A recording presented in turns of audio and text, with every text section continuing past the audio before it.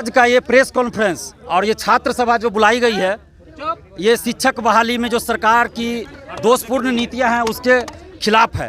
और इन शिक्षक अभ्यर्थियों की मांग है, हमारी भी मांग है इन शिक्षक अभ्यर्थियों के समर्थन में कि सीटेट जुलाई 2023 अपियरिंग वाले को इस शिक्षक बहाली बीपीएससी में फॉर्म भरने का मौका दिया जाए। ये लोग नौकरी नहीं मांग रहे हैं कि हमको ज्वाइनिंग लेटर दे दीजिए, ये लोग सिर्फ इतना मांग रहे हैं सीटेट जुलाई वाले कि आप फॉर्म भरने का इनको एक मौका दीजिए। चूँकि ये बहाली बीपीएससी से हो रही है और बीपीएससी की परीक्षा होगी, उस परीक्षा में जो मार्क्स लाएंगे उसके आधार पे, उस मार्क्स के आधार पे मेरिट बनना है, न कि सीटेट के मार्क्स पे या फिर बीएड डीएलएड के मार्क्स पे।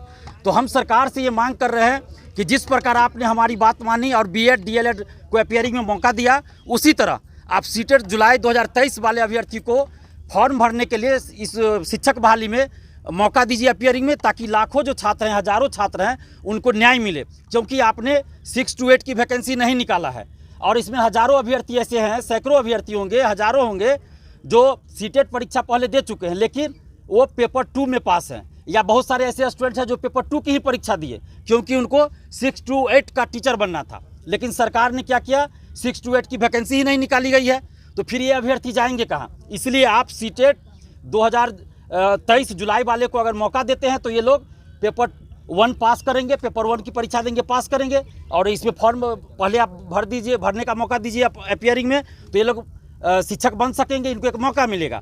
और जो बहुत सारे अभ्यर्थी इस बात को लेकर घबरा रहे थे कि अगर नए अभ्यर्थियों को मौका मिलेगा, अगर सीटेट इसमें से बहुत सारे लोग पास नहीं करेंगे, हो सकता है कि नहीं करे पास, एग्ज़ाम है तो उनका सीट खा जाएंगे 1,70,000 में से। तो ऐसा नहीं होने वाला है। जब बीपीएससी से जब मेरिट बनेगा शिक्षकों के लिए, तो उस वो मेरिट तभी बनेगा ना जब अपियरिंग में जो लोग फॉर्म भरे होंगे, चाहे बीएड वाले भरे हों अपियरिंग में, डीएलएड वाले भरे हो या सीटेट वाले भरेंगे, तो अपियरिंग में जो भी फॉर्म भरेंगे तो मेरिट लिस्ट जारी होने से पहले कॉपियों का जब मूल्यांकन होगा उसी समय या उससे पहले या उसके बाद सबसे सर्टिफिकेट मांगा जाएगा ऑनलाइन। और जो लोग सर्टिफिकेट पास का नहीं जमा करेंगे सीटेट का या डीएलएड बीएड का, तो उन लोग का जो अभ्यर्थित्व है वैसे ही समाप्त हो जाएगा। तो सीट खाने की बात यहाँ नहीं है। इसलिए इसमें जो पुराने अभ्यर्थी है उनको घबराने की जरूरत नहीं है। मैं ये चीज़ कहना चाहता हूँ और सरकार से हाथ जोड़कर विनती है नीतीश कुमार जी से खासकर, कि नीतीश कुमार जी आप महिलाओं की बात करते हैं, महिला उत्थान की बात करते हैं, आपने बहुत सारी योजनाएं चलाई महिलाओं के लिए, लेकिन आज जो महिला अभ्यर्थी आप देखिए, मीडिया वाले बंधु दिखाइए कि महिला अभ्यर्थी शादीशुदा हैं, बाल बच्चेदार है, ये लोग इस कड़ी धूप में 43-44 डिग्री टेम्परेचर होगा पटना का, उस कड़ी धूप में ये लोग खड़े हैं अपनी मांगों को लेकर कि हमको न्याय मिले। और ये लोग सिर्फ इतना कर रहे हैं कि इनको फॉर्म भरने का मौका सरकार दे दे। इसमें तो सरकार को कोई आपत्ति नहीं होना चाहिए। और सरकार से हाथ जोड़कर विनती कर रहे हैं नीतीश कुमार जी से, तेजस्वी यादव जी से, कि आप इन अभ्यर्थियों को जो हज़ारों की संख्या में है, लाखों की संख्या में है, सीटेट जुलाई में अपियरिंग में फॉर्म भरने का मौका दीजिए। क्योंकि तेजस्वी यादव जी आप युवाओं की बात करके सरकार में आए हैं, नीतीश कुमार जी आप महिलाओं की बात करते हैं, युवाओं की बात करते हैं, तो आज महिलाएं, बिहार की बेटियां सड़क पे हैं, इतनी कड़ी धूप में खड़ी हैं, तो उनके साथ आप न्याय कीजिए और सीटेट जुलाई 2023 वाले को अपियरिंग में आप फॉर्म भरने का मौका दीजिए। साथ ही सरकार की जो नियमावली है जिसमें कई खामियाँ हैं, उन खामियों को भी सरकार दूर करे। जैसे नियोजित शिक्षक को उन्होंने कह दिया कि हम एग्जाम म्यूजिक है, कुछ और सब्जेक्ट है जिनकी वैकेंसी नहीं आई है, तो इन सभी चीज़ों पे सरकार को गौर करना चाहिए और नियमावली में एक बार संशोधन करना चाहिए और सभी अभ्यर्थियों से बात करके एक बीच का रास्ता निकाल के, ताकि किसी भी अभ्यर्थियों को ये न लगे कि उनके साथ अन्याय हुआ। आप शिक्षक बहाली कर रहे हैं, आप जो है कोई सड़क छाप या गुंडों की बहाली नहीं कर रहे हैं कि जैसे तैसे आप ला दिए नियमावली। और अभी अपर शिक्षा सचिव का तबादला हुआ है, तो क्या दिखा रहा है? या तो वो शिक्षा सचिव सही से काम नहीं कर रहे थे या सही से काम कर रहे थे तो आपने हटा दिया, दो ही बात होगी। तो इस तरह से कैसे चलेगा व्यवस्था?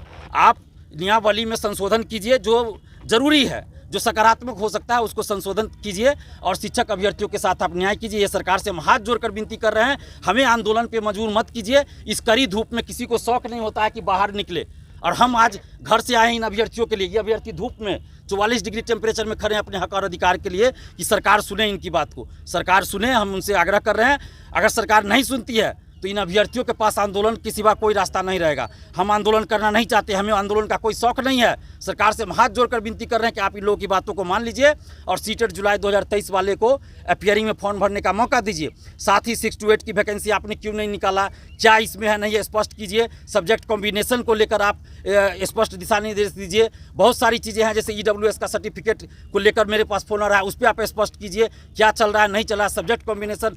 तो इस तरह से सीटें खाली रह जाएगी। अगर सरकार की मंशा है कि 1,70,000 सीट हम भरे, तो सरकार सीटेट जुलाई वाले को मौका देना पड़ेगा, नहीं तो सीट खाली रह जाएगी। और आप 9th-10th में देखिए, आर्ट्स विषय का आपने STET लिया ही नहीं, तो फिर सीट कैसे भरेगा, उसका तो खाली रह जाएगा।